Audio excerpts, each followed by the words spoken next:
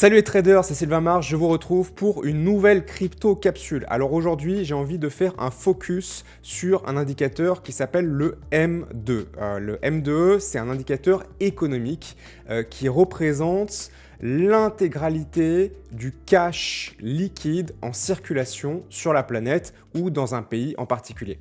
Et aujourd'hui, j'ai envie de regarder la corrélation qu'il existe entre cet indicateur, l'évolution de la quantité d'argent dans le système bancaire mondial, l'argent liquide, l'argent facilement accessible, on va dire, et les actifs qui nous intéressent, et en particulier le Bitcoin. C'est parti.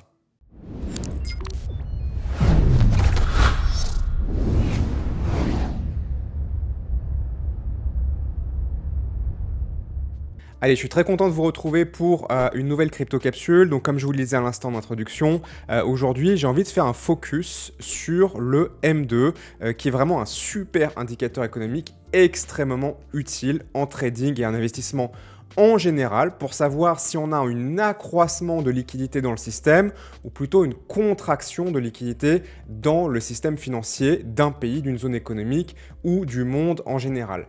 Et ça, c'est très intéressant parce que quand on est dans des périodes d'expansion, eh bien, on va avoir de l'inflation et globalement, ça va valoriser les actifs d'investissement, la bourse, les crypto-monnaies, l'immobilier. Et au contraire, dans les moments où on est dans une réduction de l'argent liquide facilement accessible en circulation, on va être plutôt dans des moments où on va avoir des baisses de marché, une contraction de l'économie. Donc on a toujours cette alternance entre une expansion et une contraction du fait de l'action tout simplement des banques centrales qui vont faire ce qu'on appelle des QE ou des QT, donc des quantitative easing ou des quantitative tightening, qui vont venir influer justement la quantité d'argent en circulation, la facilité d'accès à l'argent, la facilité d'accès au cash tout simplement en augmentant les taux ou en réduisant les taux.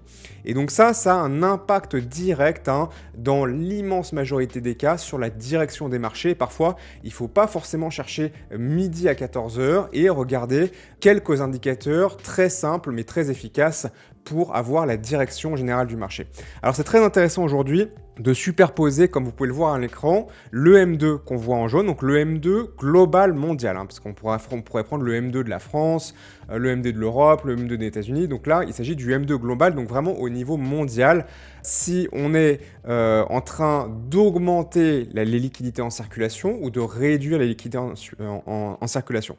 Donc on a ça en jaune et évidemment en superposition, on a notre fameux Bitcoin comme d'habitude que j'aime évidemment tant suivre puisque c'est mon actif d'investissement favori depuis maintenant de très nombreuses années.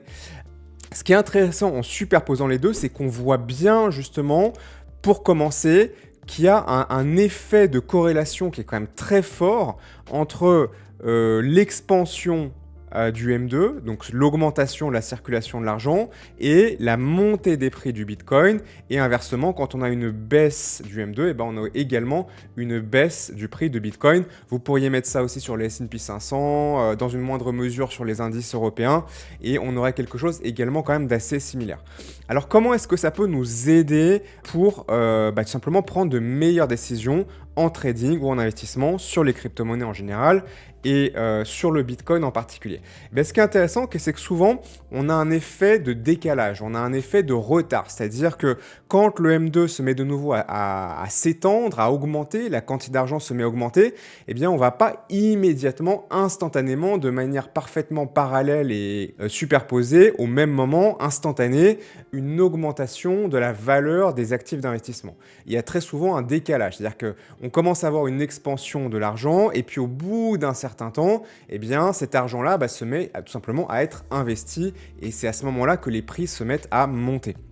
Donc, c'est évidemment pas quelque chose qui fonctionne à la perfection, ce serait évidemment trop facile, mais c'est quand même un excellent indicateur pour savoir un petit peu où on en est. Et c'est très intéressant de constater que ces derniers temps, on a bien eu cet effet de décalage-là. On peut constater ici que là, on avait sur le M2 une phase d'arrêt, d'accord, alors que le Bitcoin était encore en train de monter, qui venait tout simplement de la phase de poussée précédente. Donc, on peut imaginer ici, voilà, une phase de poussée qui emmène le prix du Bitcoin, et puis avec les effets d'inertie, le prix du Bitcoin continue de monter, alors que le M2 s'est stabilisé. Puis au bout d'un certain temps, avec cet effet de retard, le prix du Bitcoin se met aussi à stabiliser.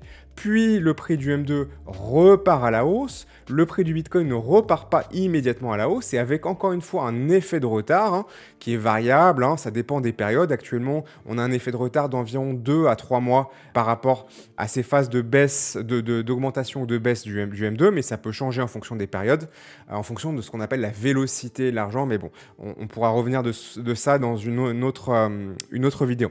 Et là, on voit qu'au bout d'environ 2 mois, 2 mois et demi, eh bien, on a eu cette poussée du Bitcoin qui suit avec un petit peu de décalage cette expansion. Puis, on a de nouveau une correction du M2, et puis suit avec un décalage une baisse, une stabilisation, puis une baisse de Bitcoin. Alors, ce qui est intéressant, et c'est là où je voulais faire le focus aujourd'hui et vous donner une information utile et actionnable, si vous appréciez ça, pensez bien à mettre un pouce en l'air, à vous abonner à la chaîne. Je vais essayer de refaire plus régulièrement ce type de contenu très compact, très simple sur un sujet précis et évidemment on change de sujet en fonction de l'actualité, en fonction des focus que je vais faire au fil des jours et au fil des semaines. Donc voilà, si ça vous intéresse, mentionnez-le bien avec un pouce bleu, abonnez-vous si vous voulez avoir les alertes. Vous pouvez laisser un petit commentaire aussi de remerciement ou de me poser des questions ou demander des sujets. Je vais conclure donc cette vidéo. Donc là, ce qui est intéressant, c'est qu'on voit qu'on a eu une poussée sur le M2. Je vais prendre une autre couleur pour un petit peu différencier. Et on voit que dans le même temps, le Bitcoin était encore en train de baisser. Donc potentiellement, là, on a une forte baisse sur le Bitcoin. C'est en train un petit peu de stabiliser. Peut-être que là, Bitcoin est en train progressivement de rattraper, entre guillemets, le retard de la poussée du M2, puisqu'encore une fois, il y a très souvent un décalage entre le moment où les liquidités sont injectées et le moment où elles sont investies, ce qui est assez normal. On commence par recevoir l'argent, et puis on décide en quoi investir, et puis on investit. Il y a forcément une forme de décalage, surtout quand c'est à travers des grosses institutions, des grandes entreprises, des gros fonds. Voilà, il y a de l'inertie, quoi. Voilà, c'est pas instantané. Donc là, on est sur une phase intéressante où on a justement cette divergence entre le fait que depuis déjà environ un mois et demi, le M2 a recommencé à augmenter, c'est-à-dire que globalement, il y a de nouveau une augmentation de la liquidité en circulation dans le système mondial. Mais le Bitcoin, lui, pas encore. Et donc forcément, par extension, le marché des crypto-monnaies, puisque le Bitcoin reste le leader. C'est-à-dire que tant que le Bitcoin ne monte pas, les altes ne vont pas monter toutes seules. C'est vraiment, ça arrive quasiment jamais. Et on a bien vu d'ailleurs sur ce cycle-là que c'est même plutôt le contraire. Les altes, même quand le Bitcoin monte, elles ont du mal à monter. Et quand le Bitcoin descend, elles ramassent très très cher. Je pense qu'on va avoir un effet d'inversion à un moment donné. Je ne sais pas si ce sera une énorme alt season comme on a pu en avoir par exemple en 2021, mais je pense qu'il y a toujours des effets de balancier. Ça ne peut pas que aller dans le même sens indéfiniment. Et peut-être qu'on est à l'orée justement d'un nouvel effet de balancier aussi. Alors évidemment, c'est à prendre avec des pincettes. Il ne faut pas se servir uniquement de cet élément-là pour commencer à acheter dans tous les sens à tort et à travers. Mais en tout cas, voilà, c'est un élément supplémentaire à prendre en considération qui marche assez bien ces derniers temps, qui est assez surveillé aussi. Donc, c'était intéressant et c'est le focus que je voulais faire aujourd'hui. Si vous avez apprécié cette vidéo, encore une fois, pensez bien à mettre un pouce en l'air. Abonnez-vous à la chaîne si ce n'est pas déjà fait. Laissez un commentaire si vous voulez me poser une question ou me proposer des sujets à traiter dans ces prochaines crypto-capsules. Je vais essayer de recommencer de faire ça un petit peu plus régulièrement. Donc, le concept, c'est quoi ? Je prends dans un format le plus court possible, 10 minutes, 15 minutes maximum, un élément que je traite dans la vidéo très spécifique. Aujourd'hui, c'était le M2 et sa corrélation avec le Bitcoin. Demain ou la semaine prochaine, ce sera autre chose. Et chaque vidéo, je traite sur un sujet très spécifique, un fait d'actualité, un indicateur, un tuto, une opportunité, etc., etc. Je vous rappelle également, et pour finir cette vidéo, que vous trouvez en description le lien pour rejoindre la plateforme Stradogy et notre Discord pour apprendre à investir et trader sur les crypto-monnaies et rejoindre notre salle de marché pour recevoir toutes les opportunités d'investissement et de trading prêtes à consommer, j'ai envie de dire, pour tout simplement gagner de l'argent en crypto-monnaie. Je vous dis à très bientôt et d'ici là, comme toujours, bon vent et bon trade. Salut!